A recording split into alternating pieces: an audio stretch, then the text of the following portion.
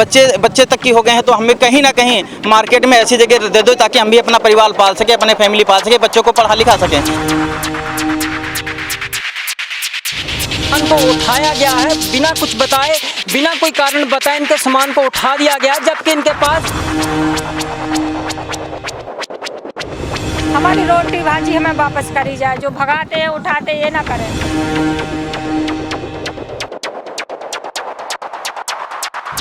Shopping करते थे, बच्चों को खिलौने दिलाते थे, अपने लिए कुछ लेते थे, लेकिन आज ये पूरी मार्केट जो है सन्नाटा यहाँ पर पसरा हुआ है।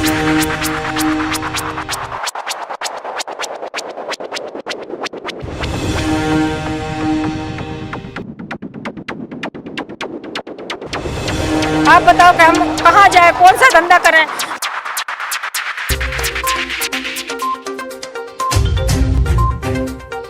तो आप देख सकते हैं यहाँ पर जो है एक तरह से सन्नाटा पसरा हुआ है।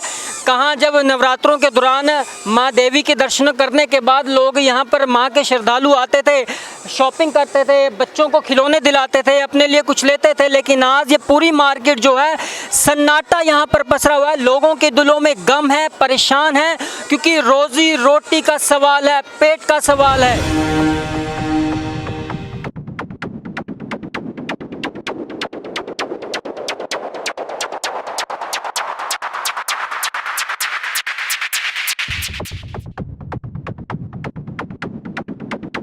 कहाँ की परेशानियों का सामना करना पड़ रहा है आपको यहाँ पर? हमको तो जी बहुत ही, जब भी हमारा 6 महीने का मेला आता हमारे को बहुत परेशान करा जाता है। अभी प्रशासन की तरफ से क्या किया जा रहा है? ये कुछ भी नहीं कर रहे, बस नाले की सफाई, बाकी पेट में भूख लग रही है, वो कहाँ जाएंगे।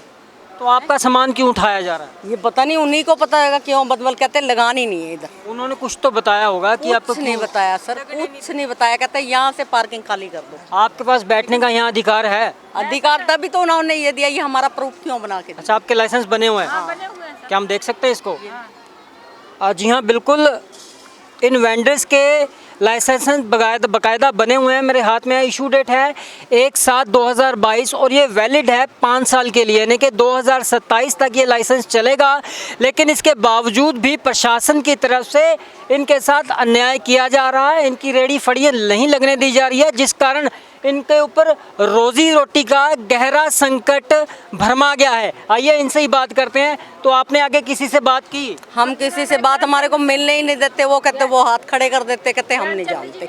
ज्ञानचंद के पास गए थे, वो कहते हैं देखेंगे। क्या देखेंगे सर, 15 दिन से भूखों मर रहे हैं हम, क्या देखेंगे? पहले ये तो बता दो हम कहाँ जाएं, क्या धंधा करें, क्या रोजी रोजगार, हमारा 20 साल से यहीं बैठे हैं।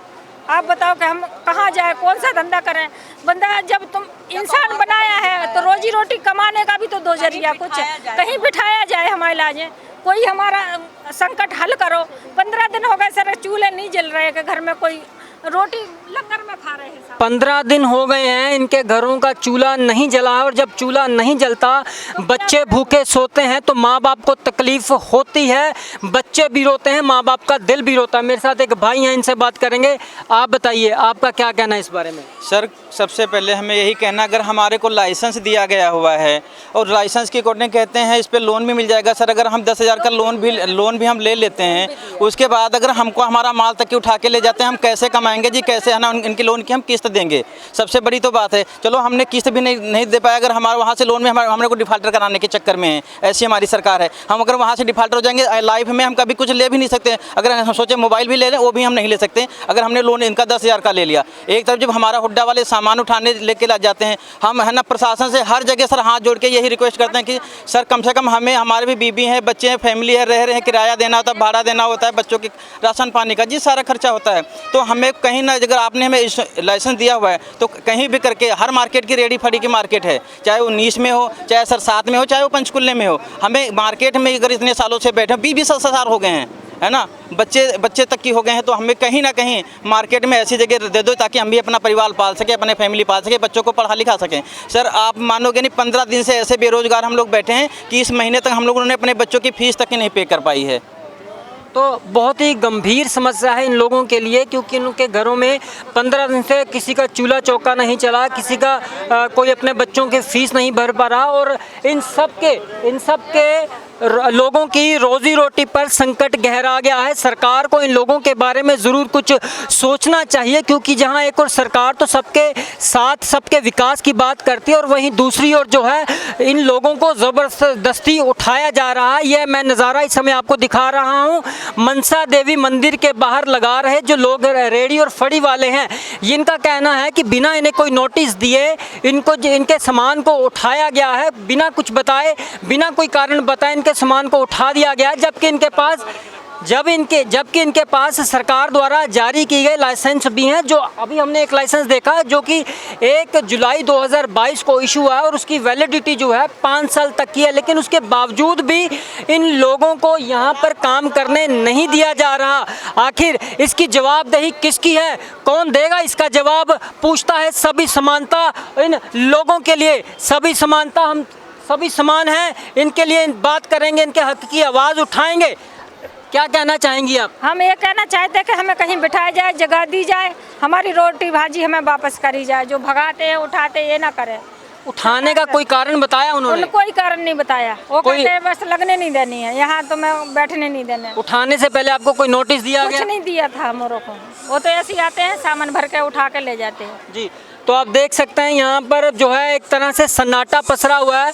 कहाँ जब नवरात्रों के दौरान माँ देवी के दर्शन करने के बाद लोग यहाँ पर माँ के श्रद्धालु आते थे, शॉपिंग करते थे, बच्चों को खिलौने दिलाते थे, अपने लिए कुछ लेते थे, लेकिन आज ये पूरी मार्केट जो है सन्नाटा यहाँ पर पसरा हुआ है। लोगों के दिलों में गम है, परेशान है, क्योंकि रोजी रोटी का सवाल है, पेट का सवाल है।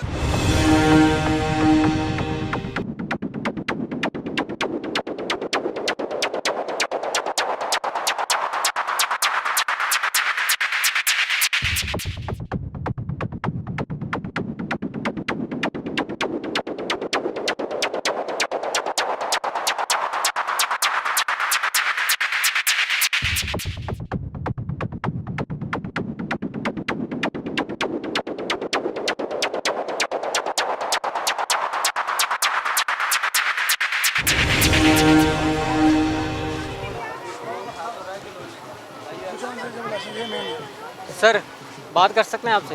अब यहाँ लग रही है बात करने वाले तो। अच्छा, लेबर है। आप नहीं करेंगे बात? लेबर है जी, हम तो आ रहे हैं। इनके पास तो लाइसेंस वगैरह है, इन्होंने दिखाया, फिर भी इनके बावजूद भी जो इनका सामान उठाया जा रहा है उसका कारण? सर वो तो अफसर ही बताएंगे भी क्या कारण है। चलो, ये बोल रहे हैं कि हम नहीं बता सकते हैं, इनके जो सीनियर्स हैं वही बता पाएंगे कि लाइसेंस होने के बावजूद भी इन रेडी फड़ी वालों का सामान क्यों उठाया जा रहा है। सभी समानता कोशिश करेगा उन सीनियर अधिकारियों से बात करने की और इनको इनका हक दिलाने की।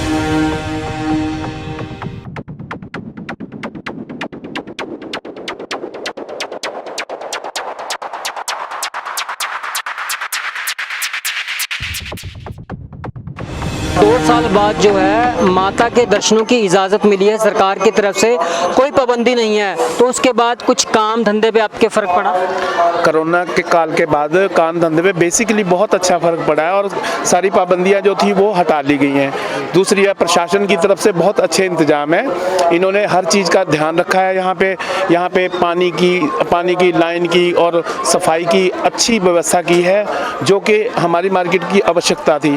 आने वाले यात्रियों को असुविधा का सामना न करना पड़े। यहाँ डिस्पेंसरियाँ वगैरह लगाई गई। बाकी दुकानदारों का थोड़ा सा रोष इसलिए है क्योंकि मेला ग्राउंड, ये जो मेले में दुकानें लगती हैं, ये प्रशासन जो हरियाणा प्रशासन है वो सभी दुकानदारों को ये फेस्टिवल के लिए थोड़ा सा स्पेस देती है आगे, जो कि हुड्डा की तरफ से अपनी कुछ जो फीस वगैरह मिलती है तो उससे फीस लेके अपना आगे टेंट वगैरह लगा सकते हैं। थोड़ा बहुत उसकी परमिशन नहीं मिली, इसलिए हम परेशान हैं क्योंकि रश बहुत है, हमारे पास स्पेस बहुत कम है। हमारे पास छोटे छोटे खिलौने, बच्चों के जो खिलौने हैं और सारी डिस्प्ले करनी पड़ती है।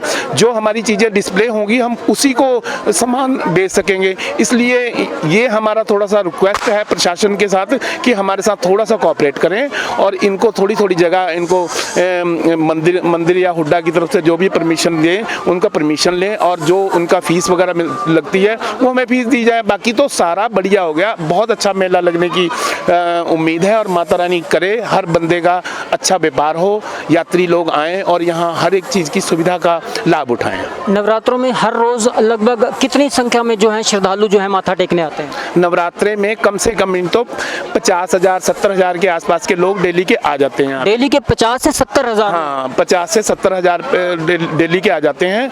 इससे ज़्यादा भी हो सकता है। ये पहले नवरात्रे को बहुत ही ज़्यादा रश होने के कारण यहाँ कई अस्त व्यस्त हुआ, दुकानदारों के साथ भी हुआ। इंक्रोचमेंट वाले आए, उन्होंने भी कहा, उनसे बोला भी हमारा जो सामान है थोड़ा सा हमें परमिशन दो, क्योंकि हमारा सामान राशन की दुकान तो है नहीं। किसी ने आया भी दाल चावल लेना है, वो उसने मांग के ले ली और उसको मिल गया सामान। हमारा सामान तो सारा डिस्प्ले करना पड़ता है मंदिर के हिसाब से। ये बूथ बहुत छोटे छोटे साइज़ के हैं, इसलिए हमें सुविधा मिल रही है। तो बस इतनी सी है।